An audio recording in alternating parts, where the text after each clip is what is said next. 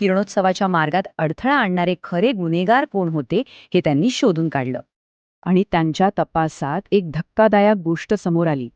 या समस्येमागे एक नाही, दोन नाही, तर तब्बल 6 कारणं होती. सगळ्यात मोठी अडचण होती गर्दीमुळे निर्माण होणारी आर्द्रता.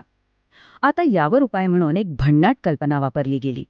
मंदिराच्या बाहेर मोठमोठ्या स्क्रीनवर लाईव्ह स्ट्रीमिंग सुरू केलं. याचा परिणाम काय झाला?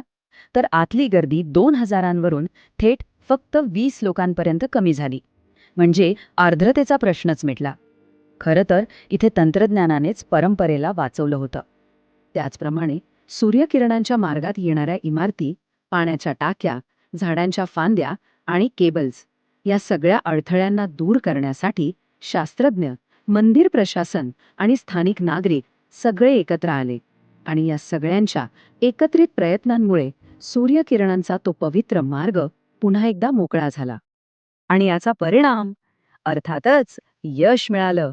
किरणोत्सव पुन्हा एकदा पूर्वीसारखाच यशस्वी झाला.